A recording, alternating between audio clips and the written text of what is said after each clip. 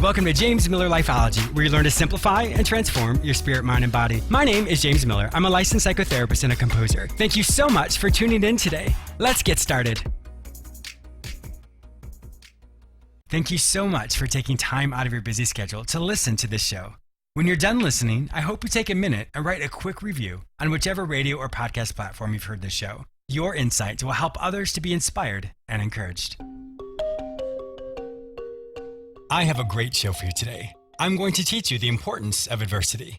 I'll also be interviewing Stuvek Jr., who is an expert in leadership, goal setting, and motivation. He's here today to discuss his new book, It Starts With You, Turn Your Goals into Success. This book is an instruction manual that teaches you how to go about it by focusing on the only area where real change starts, your brain. For more information about Fred, please visit itstartswithyou.net. You may also purchase his book on Amazon or in the previous guest products in both stores at either jamesmillerlifeology.com or lifeology.tv.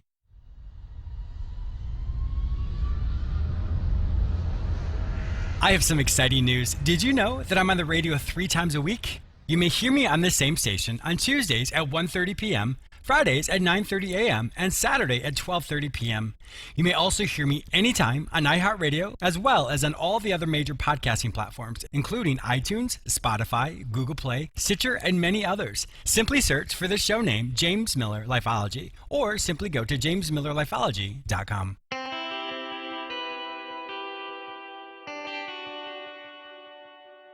Are you struggling to find your purpose? Has mediocrity set in and you can't imagine doing the same thing for the rest of your life? Are your relationships struggling or you aren't sure how to make long-lasting changes? Then contact me, James Miller. I will help you recognize the areas in your life that are going really well, and then we will look at the areas in which you're struggling. We will create actionable solutions to help you create long-lasting changes. You don't have to do this alone. Go to my website, jamesmillerlifeology.com, and click on the page Work with James. Fill out that form, and it will be sent directly to me. Don't let another day go by without finding your way. Your change can start today. Once again, go to jamesmillerlifeology.com and click on the page Work with James. Fill out that form to get started today.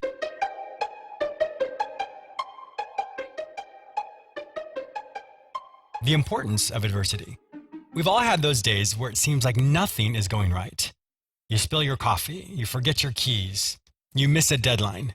When those situations happen, it can become very frustrating. One of the best questions you can always ask yourself during these situations is, what am I learning about myself right now? When you have that opportunity to stop and reflect and to ask yourself that, you might be surprised of some blind spots that may be in your life. What I mean by that is this. If you find that you become incredibly angry, if you find that you perhaps overreact, that's a lesson there. Asking yourself that question allows you to be aware that you need to practice patience, that you need to practice self-control. Now, of course, those situations don't always happen, but we often experience adversity. That can be from people talking about us. There can be struggles at work or just opposition in our life. When those situations happen, it is important to reflect on the person you are. When you can recognize the integrity that you have and being true to yourself, you'll find upon reflection that you rose above that adversity. And the reason for that is this. When we allow adversity to overcome us and to manipulate how we feel or lose sight of the vision that we have, we're like a ship in a storm being tossed about to and fro without any direction. Adversity is important for growth. Did you know that when you exercise, that the weights are just like adversity? When you lift weights, it stretches your muscles, and there's very slight muscle tearing that happens. That muscle tearing is what allows for your muscles to actually grow and get bigger. So without adversity, you'll find that you will not grow and become the person you want to be.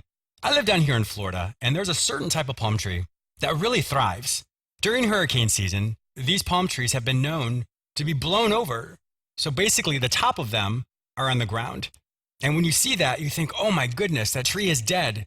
But the reality is, it being bent over like that strengthens the roots. It strengthens the core of the tree. And so once the hurricane is over, those trees bounce right back up. And they're stronger after the storm ends. That's a really good analogy for us. Adversity will always strike, and it can push you over, and it can cause havoc in your life. But when you're resolute of what your goals are, of who you are, or even the person you want to become, it doesn't matter what kind of adversity it is, you will overcome it. So when challenges happen, when adversity strikes, ask yourself, what am I learning about myself right now? Use it as an opportunity to grow and develop. And the more often you do that, you'll find that you skyrocket in your self-development and accomplish all your goals. I wanted to take just a quick moment to thank you all who continually support and listen to James Miller Lifeology. I have been so blessed and honored by your continual support. However, I want to make sure that you don't miss out on anything exciting that's happening over here. So go to jamesmillerlifeology.com or lifeology.tv and sign up for the free weekly recap. Each week, I will send you an email which has all the latest radio episodes, YouTube episodes, magazine articles, and self-help products specifically for you. Once again, go to jamesmillerlifeology.com or lifeology.tv and sign up for the free weekly recap. My guest today is Fred Stuvek Jr., who's an expert in leadership, goal setting, and motivation. He's here today to discuss his new book, It Starts With You, Turn Your Goals into Success. Most books get you hyped to change with little guidance, but this book, similar to an instruction manual, teaches you how to go about it by focusing on the only area where real change starts, your brain. Welcome to my show, Fred. James, it's a pleasure, and thank you for having me on, sir. Well, I am very honored as well. I'm also a junior as well, so we're going to get along very well. Okay. Now, you've done so much in your life. How did you even get started in the leadership type of industry?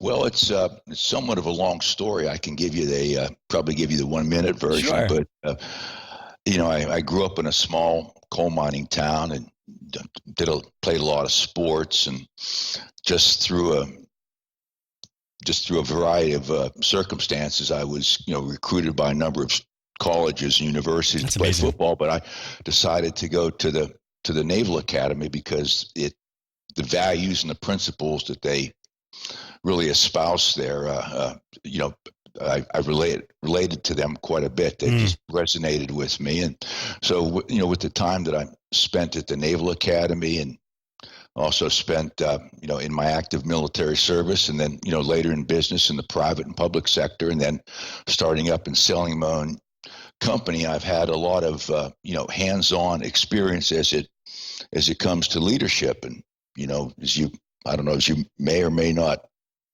agree, but my views on leadership are that the basic principles haven't really changed. Mm-hmm. There are a lot of buzzwords out there. They really are. And but I think the same principles that applied back in Greece or Sparta or Kyoto, which was then the capital of Japan, or even the colonial Boston. I mean, those same principles apply today. I mean, there are some variations due to the demography and the environment and technology and all that, but to be the leadership thing is something that's talked about a lot, but I think it's misunderstood to some extent. I think the return on investment on leadership training is very low because there's not one size fits all. Sure. I mean, leadership is something that can't be taught. It's something that has to be learned, in my opinion.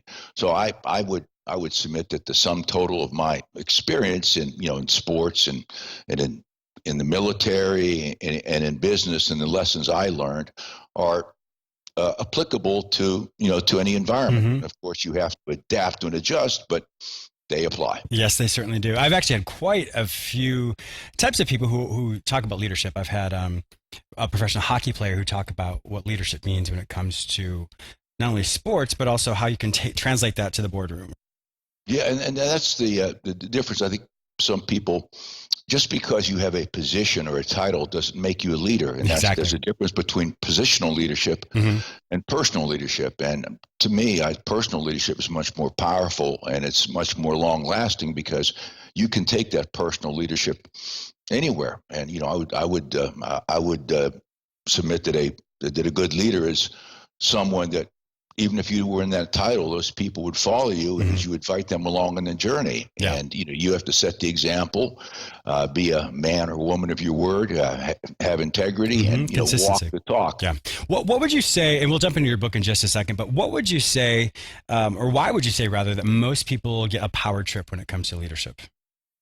I think sometimes it could be because of their background. Maybe they've never really followed, but they probably haven't had the experience. And the experience of leadership is something that takes place, over time. I mean, you're in a position where you are following someone. They are giving you, they're giving you orders, or they're saying do this or do that. But it has to be in a culture and an environment that supports the best leadership principles. And I think that the Naval Academy and the military does that. So as you go on, those principles and values are reinforced, and you learn the proper way and what to do, and most importantly, what not to do. And there's no one leadership style that fits all, and it's also based on personality and circumstances. I mean, for example, let's take a company or a platoon or a football team. In a squad you have 10. In a football team you're going to have, well, I think it's 43 in the NFL, a little bit more in college, but not everybody responds to the same type of motivation and leadership. One person, if you really get on them and yell at them, or whatever, that'll be something that that'll drive them, that'll get them going. By the same token, you have to also understand there are some people that don't respond to that. Exactly. And that's why there's no one size that fits all. So you have to be able to adjust your style based on the person and the environment and the culture and the circumstances. Yeah, exactly. I really like how you said that, where when the principles build on top of principles. And because I think that's a great point, because sometimes when people are put in a leadership role and they don't have the foundational practices or understanding of leadership, then that role is too great for their broken foundation, if you will, because they haven't been specifically taught what are the steps of leadership. And I think that's where some people aren't successful with it, because for whatever reason, they just weren't taught it, or they didn't apply it or didn't understand it. So I really like how you talk about principle built on principle. Yes. And when you talk about leadership, you see someone giving an order. Well, I've done that, but I try to avoid giving a direct order. I mean, I think a good leader is going to explain, this is what we need to do, okay, and then get buy-in. You have to be secure, because you don't have all the answers. Yes. So you have to involve your people in the development of the plan and the goals. And if you do that, they understand it. They may not agree, but at least they've had a part in the process, and they move forward. And that's why the team is so important too, because a good leader is only as effective as the team. And as you know, you can get 10 all-stars. They may not do as well, but if you can get 10 people that have a good work ethic, have a good good values, they're going to work together pretty well and be successful. I mean, for example, look at the New England Patriots. Yeah. They don't have a roster full of superstars, but the last time I checked, they've won a few Super Bowls, 10-2. Yeah, exactly. That's great. Let's transition over to your book. It starts with you, Turn Your Goals into Success. What was the reason for you writing this book? Well, my people sometimes look at my career and say, what are you? And I've had a range of experience that I think is probably fairly unique in terms of your guest. I mean, with the sports and the military, I've been in the private sector, I've been in the public sector, I've done an IPO, I've started up, companies, sold companies. I have over 5 million frequent flyer miles. I've done business on just about any country you can imagine. So that's amazing. And when I sold my company this last time, I was trying to sort out what to do, and I'd given a few talks, and one of the talks was to a Marine ROTC unit at the University of Tennessee. And after the talk, a few of the people came up and said, "Sir, I loved it. Where can I buy your book?" And I go, "I don't Turn have a it." book. They said, "Where did you come up with that?" And I said, "This is what I believe that you need to do to be successful." And so, and a lot of people have also advised me or recommended that I write a book. And so I said, fine, I'm gonna write a book. I'd never written one before. But I did publish the book, and my goal is I have another book coming out. Actually, this one's going to be on leadership. This one is more of an operations manual, if you will. This next one's going to be on leadership, and I don't know what the third one's going to be. I like the numbers 3, 5, and 10, James. Oh, nice. Okay. Simple. So I like 3. So I like say I've written 3 books. So I have awesome. The second one out next year, and then the year after that, I'll have the third one. That's great, Fred. I love it. What is this book about? People write books about success. I mean, I'm sure you've read books about success, and I have too. But if you ever read a book and says, this is exactly and precisely what you need to do to be successful. And it isn't one thing that enables you to be successful. It's really a number of things. And I cover these in the book. For example, I talk about mindset. I mean, you have to get your mind right, because the mind can be conditioned just like any other muscle in your body. And if you train and condition your mind for success, it's going to help you. For example, James, I mean, if you go into something or a presentation or a project and you're not really sure about it, or you have some doubts, probably not going to work out. But if you walk in and say, I've prepared, I've planned, I've got this, it probably is going to work out. And a lot of that is based on the habits and the discipline. Yes. And also, and then I talk about other things in my book, and I can get into that, but it's basically it's find something that you believe in and is a good fit. And I think the belief portion, James, is so important, because as I mentioned on my book, you are going to have periods of your life where you have adverse circumstances and you're going to have failure. So you have to be able to recover from that. And I address that in my book as well. But the most important thing is to find something that you believe in, that's going to make that difference, and that's a good fit for you, and then to get good at it. Because if you have that inner belief and you have those fundamentals there, that is going to enable you to weather those storms and emerge, maybe not unscathed, but stronger and wiser than before. Piggybacking off what you said earlier is, if your team doesn't buy into it, well, every aspect of our life has multiple versions of us. So if we are not truly buying into something, or into perhaps a new venture we want to start, or into a new mindset, well, then it isn't going to be as successful as we want. When it comes to personal integrity as well, if I know how I'm going to act pretty much in every situation. Let's say someone comes up and yells at me. Okay, well, I know what I'm going to do.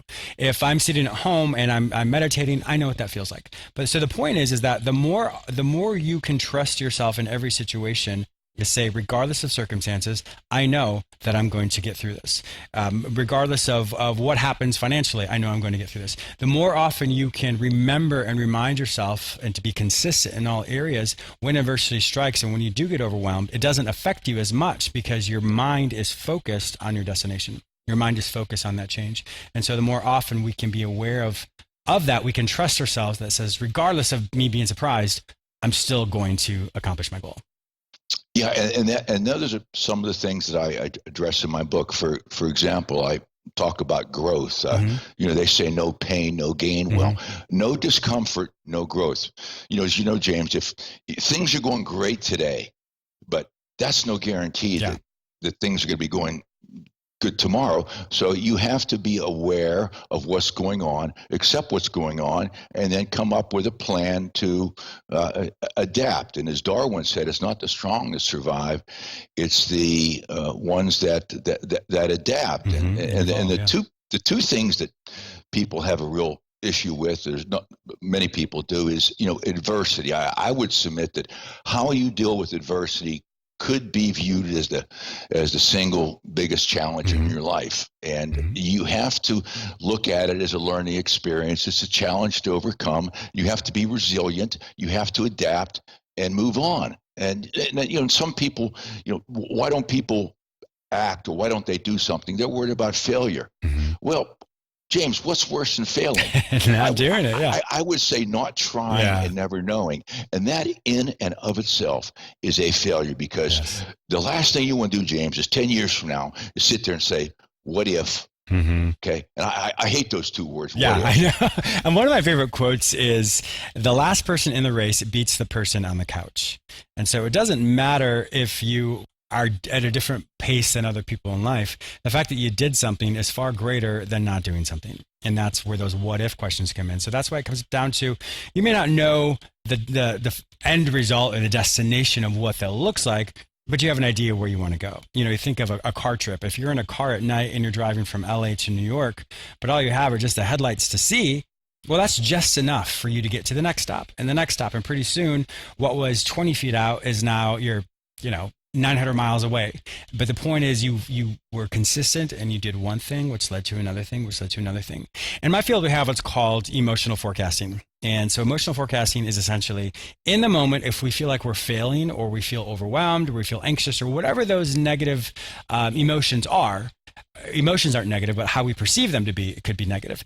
And so if all of a sudden I say, oh my gosh, my life is always going to be this way, we've negatively emotionally forecast our future to say what I feel now is now going to be the rest of my life. And so that's why so many people don't want to make some of these changes or don't even want to start, is because we take a snapshot of what we feel right this second and project it to our future and to say, what I feel today, I'm going to feel like that forever. And that, unfortunately, is one reason why many people give up or don't even start before they even have an opportunity to. Which is why goal setting is so important. Mm-hmm. You mentioned the drive. Well, if you're going to drive from point A to point B, you have a goal. So the first thing you have to do is, you have to have those goals, and then you have to have a plan, but you have to act on them, and you have to have the discipline to follow through. And if you do that, okay, even if you're just doing a little bit each day, over time, those incremental steps and that incremental movement towards your goals, they all add up. Yes. But you have to start. If you never get off that couch, if you don't start the race, you never finish. I've seen some things on Facebook, and I've talked about this on previous shows, and it makes me chuckle. It's because I'll see people post things and say, today I'm going to get the best job ever. I'm going to win all this money today. I often want to type back in a real snarky way and say, did you apply for the job? Because often people think that success comes to them, but success is like a bank account. You only get out what you put into it. And so we may have all these dreams, but without action, like you said, without action, without trying, without movement, we won't be able to truly accomplish those dreams. And so the only way that people are, quote, self-made is when they actually do something. Yeah, and one of the problems, you mentioned social media. I mean, it's some of it. I don't know how much of it, but a lot of it isn't real. People are just putting out their best face forward, their best situation. You got the Photoshop thing going on, but I mean, everybody sees the success, and this is great, and I got this car, and I got this job, but if they want instant gratification, I mean, they're in for a very, very long wait. Yes. And some of the messages today are really, it's just about success and you deserve this and all that. I think we need to maybe step back and say, look, it's going to take a lot of hard work. It's going to take some time. It's going to take some effort. And it's not going to come easy, but it's going to be worth it. And if it does, you'll appreciate it more. Yes. But if it's just handed to you, it's going to eventually you'll lose it, or you won't value it as much. Well, strength that comes easy is truly not strength. The more often we do certain things, that is where the tenacity, and that's where the growth actually happens. Yeah, we had a situation one time in one of my companies where I won't get into all the gory details, but we had a severe cut in reimbursement from the government. And so overnight, about 45% of our revenue was gone. I mean, just like that. And so, I mean, everybody was, and then a few other things happened, and everybody was all upset. And so I went in the meeting. I said, "This is great." I said, "This is great." I said, "You know something? I think we've been complacent. We've been taking this for granted. I think we've been milking this thing. I think we need to get serious. So let's change things." And we did. It took some time, but at the end of the day, we actually ended up with more revenue and more profit because we got a little more serious. And I will take the blame for that because I was too comfortable. And that's one thing that people need to look at. You always need to be able to take a constructive look at yourself. Exactly. You have to be retrospective, say, what can I do better or differently? And also be open to input and criticism or constructive criticism from other people, because, leadership isn't having all the answers. It's also knowing about who to ask, who to listen to, and how to make an assessment and move forward. Yes, that's very true. Well, unfortunately, Fred, our time is up. That time just flew by. If my listeners would like to find out more information about you and to purchase this phenomenal book, It Starts With You, Turn Your Goals into Success, where would they find this information online? The website is called itstartswithyou.net. Itstartswithyou.net. And on my website, I have an overview of the book. I have blogs, I have interviews, I have podcasts, links to where the book can be purchased in hard copy, paperback, ebook. It's on Amazon, Apple, and a number of venues. So I would encourage any of your listeners who are so inclined to take a look at it, look at the reviews on Amazon and other places, and make a decision. Awesome. Well, my listeners also know that if I'm not able to find your book one more time, It Starts With You, Turn Your Goals into Success. They may go to either store at jamesmillerlifeology.com or lifeology.tv, and it will be in the previous guest products there. Fred, thank you so much for being an awesome guest on my show today. I really appreciate your time. Thank you, James. I appreciate it. I also want to thank you, my listener, for tuning in today. Please subscribe to this radio show through whichever portal you join me today. Also, please go to my website where you may sign up for the free weekly recap, watch my YouTube episodes, read the articles I've written specifically for you, and purchase my previous guests' self-help products. If you'd like to work with me, be a guest on, or advertise on this show, visit jamesmillerlifeology.com. Be sure to follow me on all social media platforms under the name James Miller Lifeology, except for Twitter, which is James M. Lifeology. Once again, thank you so much for your support, and I'll talk to you soon.